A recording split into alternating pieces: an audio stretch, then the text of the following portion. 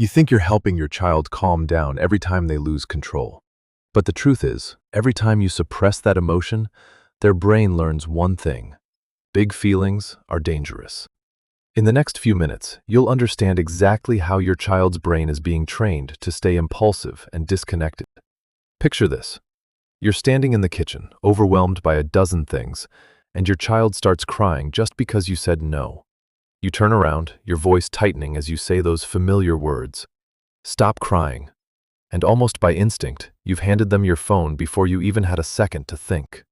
Deep down, you know you shouldn't do it, but right now, you just need everything to be quiet. That moment seems so small in the middle of a long day. But to your child's brain, it's a completely different story. What happens next isn't just about stubbornness or a tantrum. It's how their nervous system is being programmed, bit by bit. And if you look closer, you'll see this disconnect starts with the reactions you've become so used to. On the surface, it looks like you're helping your child calm down. But in reality, something entirely different is being hardwired into their brain. Think back to the moment your child starts crying because they were told no. Instinctively, you tell them to shush or immediately distract them with something else.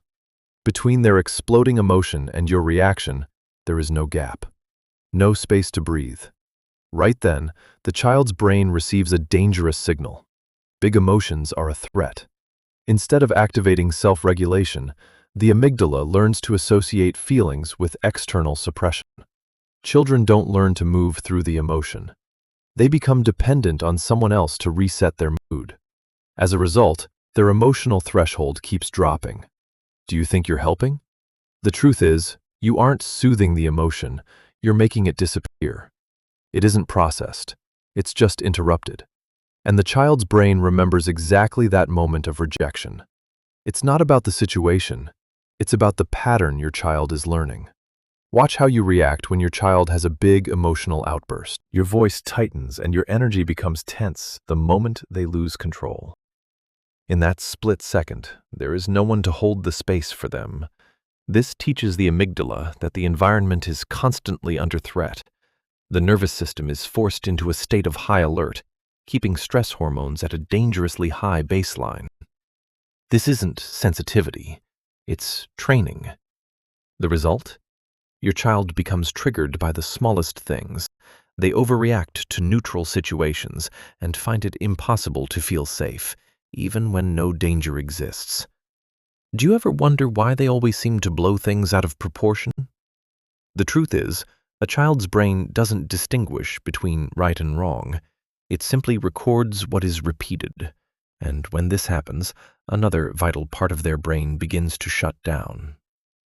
You are asking for control from a brain that is completely offline. When stress reaches its peak, the prefrontal cortex, the center of logic, immediately shuts down. Instead, the survival brain takes full command of your child's behavior. At this moment, they simply lack the ability to pause, reflect, or regulate. No matter how much you explain or demand they calm down, the child only cries harder or enters a state of total shutdown. You might mistake this for defiance or testing your limits, but the reality is that self-control hasn't even been activated in those moments. Overwhelmed nervous systems cannot learn from mistakes. It's not won't. It's can't. You are demanding a skill that their brain doesn't even possess yet, and the scary part is, this disconnect doesn't just stop at those explosive moments. This didn't start here. It was built slowly, long before this moment. Do you ever wonder why your child can't seem to sit still without constant, intense stimulation? They overreact to a simple no, or complain they're bored after just a few minutes. This is a sign that their brain's baseline stimulation has been pushed too high. Their attention span is shrinking, while self-regulation never even had a chance to form. It's not today, it's accumulation. As a result, they become dependent on external stimulation just to feel okay. Rising impulsivity makes it impossible for them to learn deeply or stay patient with anything. You usually don't see the long process behind these behaviors. The truth is, you don't see the process, you only see the result. You only start to worry when the behavior becomes too obvious to ignore. But if a pattern can be built, it can also be changed. You can change your child's brain structure simply by changing the timing of your reaction. Instead of shutting it down the moment they become frustrated, try holding your own stable state for just a few minutes. For the first time, your child's brain experiences discomfort without being interrupted. This is the exact moment self-regulation begins to form. Their stress response learns how to turn itself off instead of waiting for an external fix. Slow down.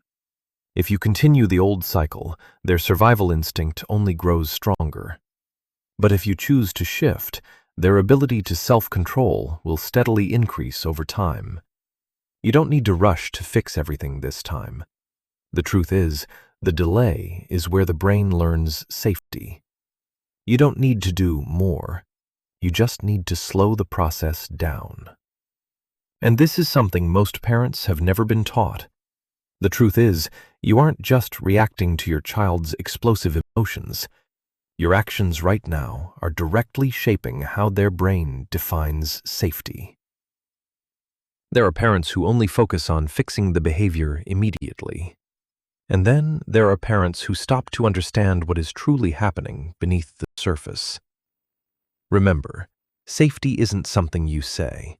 It's something your child's nervous system feels every single day through your presence. When was the last time you reacted in a rush to your child's big emotions? Share your story in the comments so we can learn together. And if you want to understand more about what's really going on inside your child, you're welcome to stay here with me. Sometimes the thing that changes your child the most is the moment you choose to do nothing at all.